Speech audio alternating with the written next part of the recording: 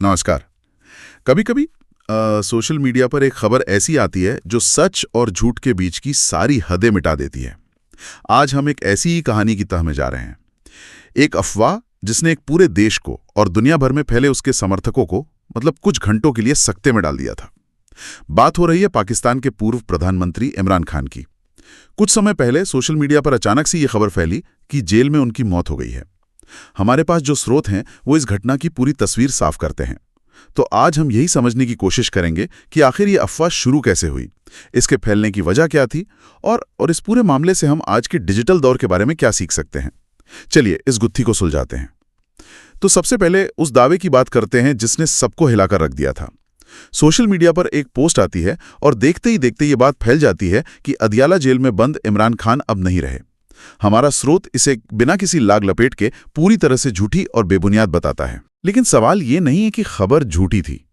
सवाल ये है कि लोगों ने इस पे इतनी आसानी से यकीन क्यों कर लिया। हाँ, ये बहुत ही अहम सवाल है। और देखिए, कोई भी अफवाह ना हवा में पैदा नहीं होती, उससे पनपने के लिए एक माहौल चाहिए होता है। और इस मामले में वो माहौल महीनों से तैयार हो रहा था।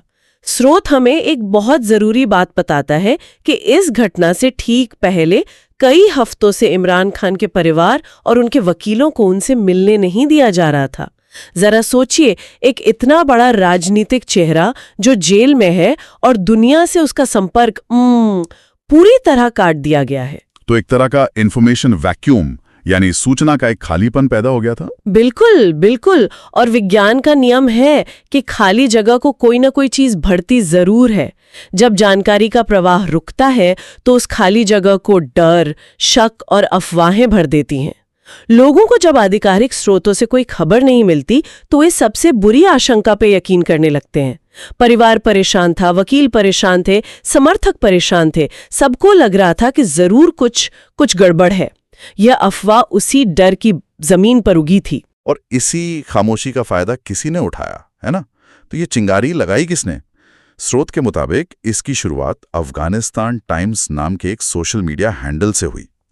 एक सिंगल पोस्ट जिसमें बिना किसी सबूत या सोर्स के बस ये दावा कर दिया गया। ये थोड़ा अजीब नहीं है कि पाकिस्तान के एक पूर्व प्रधानमंत्री के बारे में अफवाह अफगानिस्तान से जुड़े एक हैंडल से शुरू हो? ये बहुत दिलचस्प पहलू है। हमें ये नहीं पता कि उस हैंडल के पीछे कौन है या उनका मकसद क्या था। क्या वो सिर्फ सनसनी फैलाना चाहते थे या इसके पीछे कोई राजनीतिक मंशा थी? लेकिन जो भी हो, उन्होंने एक बहुत सोची समझी या शायद अनजाने में ही सही एक दुखती रग पर हाथ रख दिया था।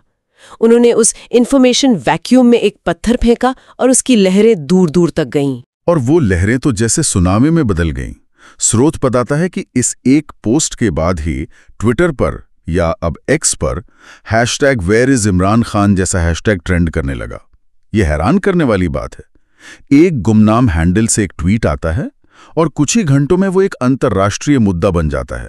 ये ताकत थोड़ी डरावनी नहीं है? डरावनी भी है और आज की सच्चाई भी। ये दिखाता है कि सोशल मीडिया का इकोसिस्टम काम कैसे करता है। हैशटैग सिर्फ एक ट्रेंड नहीं होता, वो लोगों के गुस्से, उनकी चिंता और उनकी बेबसी को आवाज देने का एक जरिया बन जाता है। जो लोग हफ्तों से परेशान थे, उन्हें अपनी बात कहने का एक मंच मिल गया। हर एक ट्वीट, हर एक रीट्वीट, वो उस आग में घी का काम कर रहा था। ये सिर्फ एक अफवाह का फैलना नहीं था, ये सरकार और सिस्टम पर अविश्वास का एक सामूहिक प्रदर्शन बन गया था। तो एक तरफ सोशल मीडिया पर यह आग फैल रही थी, लेकिन दूसरी तरफ से पानी डालने की कोई कोशिश हो रही थी। सरकार या जेल प्रशासन का इस पर क्या कहना था? क्या उन्होंने फौरन जवाब दिया? जवाब आया, लेकिन शायद उतनी तेजी से नहीं जितनी तेजी से अफवाह फैल रही थी। रावलपिंडी की अदियाला जेल प्रशासन ने आखिरकार एक आधिकारिक बयान जारी किया। उन्होंने साफ साफ कहा कि इमरान खान जिंदा है और पूरी तरह स्वस्थ हैं। उन्होंने ये भी कहा कि उन्हें सारी जरूरी मेडिकल सुविधाएं दी जा रही हैं। उन्होंने एक और बात साफ की है ना कि उन्हें किसी दूसरी जेल में शिफ्ट करने की खबरें भी झूठी हैं। तो उन्होंने एक एक करके हर अफवाह को तोड़ने की कोशिश की। हाँ, उन्होंने एक स्टैंडर्ड खंडन जारी किया। लेकिन यहाँ एक और दिलचस्प बात होती है। ये मामला सिर्फ जेल प्रशासन के बयान पर खत्म नहीं होता। पाकिस्तान के रक्षा मंत्री ख्वाजा आसिफ खुद सामने आते हैं। अब सोचिए, एक कैदी की सेहत पर देश के रक्षा मंत्री को बयान देना पड़ रहा है। ये दिखाता है कि सरकार इस अफवाह से हुए नुकसान को लेकर कितनी ज्यादा चिंतित थी। और उन्होंने सिर्फ ये नहीं कहा कि इमरान खान ठीक हैं, उन्होंने कुछ और भी बताया जो बहुत खास था। बिल्कुल। और यहीं पर हमें स्टेट के कम्युनिकेशन स्ट्रेटजी देखने को मिलती है। रक्षा मंत्री ने कहा कि इमरान खान को जेल में टीवी और एक्सरसाइज मशीन जैसी सुविधाएं दी गई हैं। अब ये सुनने में एक छोटी सी बात लग सकती है, लेकिन ये एक बहुत बड़ा मनोवैज्ञानिक दांव था। मैं समझा नहीं, मतलब एक्सरसाइज मशीन का अफवाह से क्या लेना देना? सीधा लेना देना है। अफवाह क्या थी? कि उनकी मौत हो गई है। इस अफवाह को हवा कहां से मिल रही थी? इस डर से कि उनके साथ जेल में बुरा बर्ताव हो रहा है, उन्हें शायद टॉर्चर किया जा रहा है। अब सरकार सामने आकर कहती है टॉर्चर? अरे साहब, वो तो जिम कर रहे हैं, टीवी देख रहे हैं। ये सिर्फ एक तथ्य नहीं है, ये एक जवाबी कहानी है, एक काउंटर नैरेटिव है। अच्छा, ये उस पूरी इमेज को तोड़ने की कोशिश है जिस पर अफवाह खड़ी थी। ये कहने का तरीका है कि आप जिनकी चिंता कर रहे हैं वो तो यहाँ आराम से हैं। ये एक बहुत ही चालाक पीआर मूव था। वाह, मतलब ये सिर्फ एक खंडन नहीं था, ये धारणा की लड़ाई थी। एक तरफ बेबस कैदी की इमेज थी और दूसरी तरफ सरकार सुविधा संपन्न कैदी की इमेज बना रही थी। एकदम सही। सरकार सिर्फ जानकारी नहीं दे रही थी, वो एक कहानी बेच रही थी, एक सब ठीक है वाली कहानी। लेकिन इस पूरी राजनीतिक और सूचना की लड़ाई के बीच एक परिवार भी था जो सच में परेशान था। स्रोत बताता है कि इमरान खान की बहनें अलीमा और उज़्मा खान अपने समर्थकों के साथ जेल के बाहर प्रदर्शन कर रही थीं। और उनका प्रदर्शन इस कहानी को एक मानवीय चेहरा देता है। वो कोई राजनीतिक बयान नहीं दे रही थी। उनकी मांग बहुत सीधी थी, हमें हमारे भाई से मिलने दो, हमें बस ये देखना है कि वो ठीक है या नहीं। जब परिवार, जो जानकारी का सबसे भरोसेमंद जरिया होना चाहिए, खुद सड़क पर आकर कहे कि हमें कुछ नहीं पता, तो आम आदमी किस पर यकीन करेगा?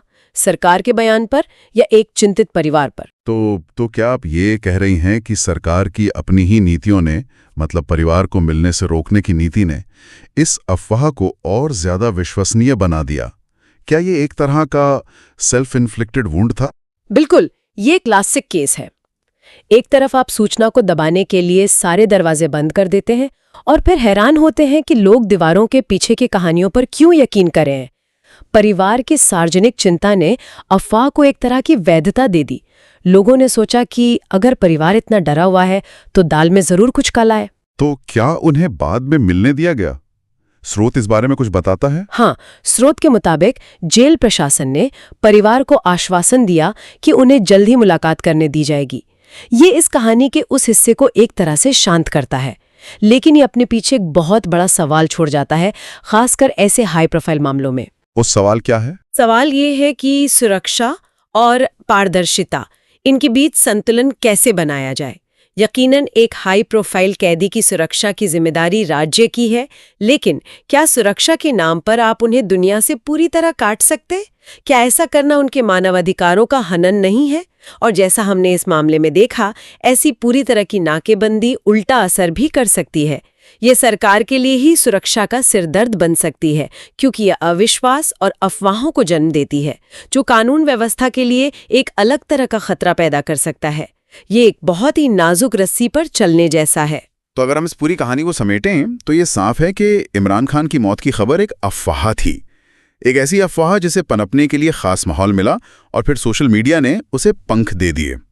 ये घटना आज के दौर का एक बड़ा सबक है कि कैसे एक छोटी सी चिंगारी जंगल की आग बन सकती है। हाँ, लेकिन मेरे लिए इससे भी बड़ा सबक कुछ और है। ये घटना सिर्फ इमरान खान या पाकिस्तान के बारे में नहीं है।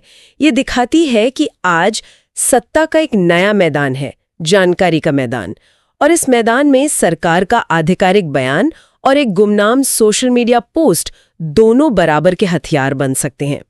सोचिए, एक तरफ पूरी सरकारी मशीनरी, मंत्री, अधिकारी, और दूसरी तरफ एक अनाम हैंडल, और कुछ घंटों के लिए वो अनाम हैंडल जीत रहा था। ये तो बहुत बड़ी बात है। तो आप कह रही हैं कि असल लड़ाई जानकारी की नहीं बल्कि भरोसे की है। वही, असल लड़ाई भरोसे की है और सरकारें ये लड़ाई हार रही हैं। जब लोगों का अपनी ही सरकारों पर से भरोसा उठ जाता है तो वे कहीं और सच ढूंढने लगते हैं, चाहे वो सोशल मीडिया हो, व्हाट्सएप फॉरवर्ड्स हो या कोई गुमनाम हैंडल। इस मामले का अंत तो अफवाह के खंडन से हो गया, लेकिन ये जो भरोसे की खाई है वो और गहरी हो गई है। तो ये अपने पीछे एक सवाल छोड़ जाता है जिस पर शायद हमारे सुनने वालों को सोचना चाहिए। बिल्कुल, सवाल ये है कि एक नागरिक के तौर पर जब आप तक पहुंचने वाली हर जानकारी